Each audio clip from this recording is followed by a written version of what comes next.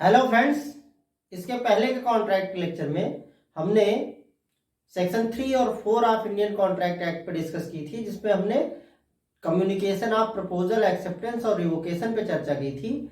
आज हम Indian contract act के सेक्शन 5 और सेक्शन 6 पे चर्चा करेंगे।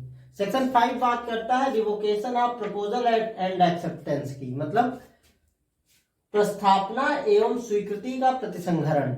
तो सेक्शन 5 ये बताता है कब तक किसी प्रस्थापना को या कब तक किसी स्वीकृति को प्रतिसंहरित किया जा सकता है। मतलब ये वो टाइम बताता है जिस टाइम के अंदर किसी प्रपोजल को या किसी एक्सेप्टेंस को रिवोक किया जा सकता है, और उस समय अवधि के बीत जाने के बाद किसी प्रपोजल या एक्सेप्टेंस को रिवोक नहीं किया जा सकता है। तो आइए देखते हैं प्रपोजल को कब तक रिवोक किया जा सकता है। तो सेक्शन 5 के अनुसार प्रपोजल को रिवोक किया जाता है before the communication of acceptance is complete against the proposal. The proposal can be revoked before its acceptance, before communication of its acceptance is complete as against the proposal. मतलब proposal को तब तक revoke किया जा सकता है जब तक कि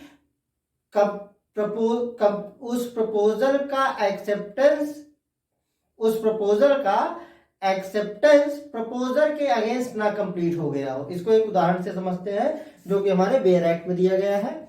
आपके पास बेयर एक्ट है तो उसमें देख लीजिए। ये कहता है A proposal by letter sent by post to sell his house to B. A B को एक प्रपोजल भेजता है बाय लेटर अपना घर बेचने के लिए। B accept the proposal by a letter sent by post. B उसको एक्सेप्ट कर लेता है। अब जब एक्सेप्टेंस की कम्युनिकेशन प्रपोजल के अगेंस्ट कब कंप्लीट होती है? एक्सेप्टेंस की कम्युनिकेशन इसके पहले के लेक्चर में हम लोग चर्चा कर चुके हैं कि तब कंप्लीट होती है जबकि वो प्रपोजल को पारेषण के अनुक्रम में इस तरीके से रख दी जाए कि वो स्वीकर्ता की पहुंच से बाहर हो जाए। मतलब when it is put in course of transmission to the proposal so as to be out of the power of the acceptor. तो इसका मतलब यह है कि अगर ये बी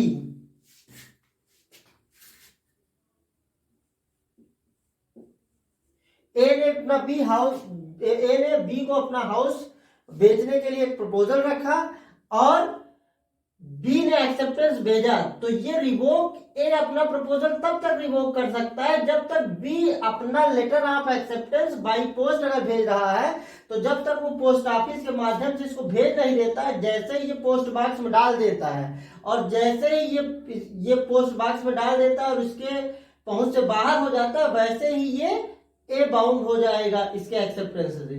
तो ए एक्सेप्टेंस से बाउंड हो इसके पहले तक तो ये रिवोक कर सकता है, इसके बाद नहीं। मतलब ए अपने प्रपोजल को तब तक रिवोक कर सकता है जब तक कि बी अपनी एक्सेप्टेंस ना भेज दे। अगर बी ने अपनी एक्सेप्टेंस भेज दी तो फिर ए अपने प्रपोजल को रिवोक नहीं कर सकता है।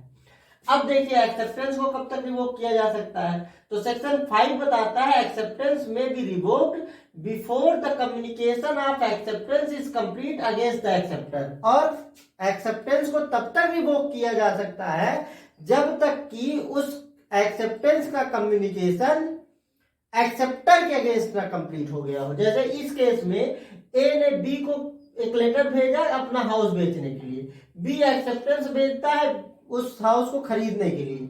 तो यहाँ पे बी की जो एक्सेप्टेंस है इसको बी तब तक रिवोक कर सकता है जब तक कि बी की एक्सेप्टेंस ए के पास पहुंच ना जाए। क्योंकि जब हम लोग सेक्शन 4 पढ़ रहे थे communication of acceptance when completes, तो वहां पे बताया था हमने आपको कि communication of acceptance completes as against the acceptor when it comes to the knowledge of the proposal.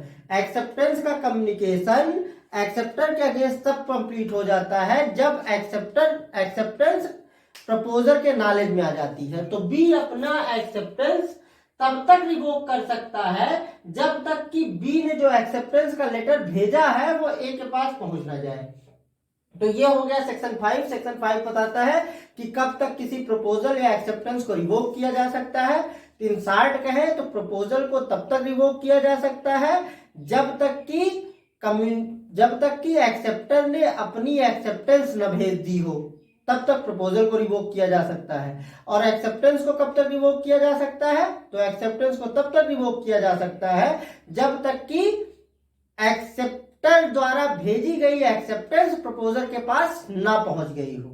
ये थोड़ा सा कॉम्प्लेक्स टॉपिक है, इसको 2-4 बार सुनेंगे, चीजें क्लियर हो जाएंगी। अगर नहीं समझ में आता है तो कमेंट में बताइएगा, मैं फिर से क्लियर करने का प्रयास करूंगा। इसके बाद आता है रिवोकेशन हाउ मेड, सेक्शन 6। तो सेक्शन 6 केवल कहता है रिवोकेशन हाउ मेड, लेकिन ये केवल और केवल प्रपोजल के रिवोकेशन की बात बताता है। ये कहता है कि कैसे किसी प्रपोजल को रिवोक किया जा सकता है।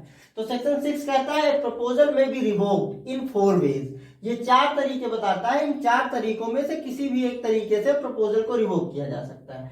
पहला नोटिस।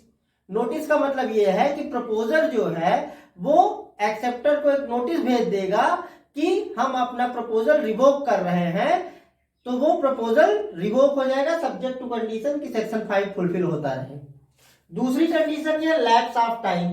अगर प्रपोजर ने एक्सेप्टेंस भेजने के लिए कोई टाइम प्रिस्क्राइब किया है तो एक्सेप्टर को चाहिए कि उसी टाइम में वो अपनी एक्सेप्टेंस भेज दे। अगर एक्सेप्टर उसी टाइम फ्रेम में अपनी एक्सेप्टेंस भेज देता है तब तो प्रपोजल बाउंड होगा एक्सेप्टेंस से। अगर टाइम बीत गया और उसके बाद एक्सेप्टेंस आई तो फिर प्रपोजल अब उस एक्सेप्टेंस से बाउंड नहीं होगा। जो भी टाइम दिया गया था वो टाइम बीत गया तो प्रपोजल लैप्स कर जाएगा। तो लैप्स ऑफ टाइम के बाद प्रपोजल ऑटोमेटिकली रिवोक हो जाता है। अब एक समस्या आती है कि अगर कोई टाइम प्रिस्क्राइब नहीं है तो क्या होगा, मतलब प्रपोजर ने कोई टाइम बताया ही अगर नहीं है तो क्या होगा। तो अगर प्रपोजर ने कोई टाइम नहीं बताया है तो एक रीजनेबल टाइम के बीत जाने के बाद प्रपोजल ऑटोमेटिकली रिवोक हो जाता है। मतलब अगर कोई टाइम प्रिस्क्राइब नहीं है तो फिर उस स्थिति में एक्सेप्टर को चाहिए कि वो एक्सेप्टेंस को within reasonable time accept कर ले प्रपोजल को। अगर वो within reasonable time proposal को एक्सेप्ट नहीं कर लेता है तो प्रपोजल ऑटोमेटिकली रिवोक हो जाता है। नेक्स्ट, तीसरी स्थिति कब प्रपोजल रिवोक हो जाता है, तो failure to fulfil a condition president.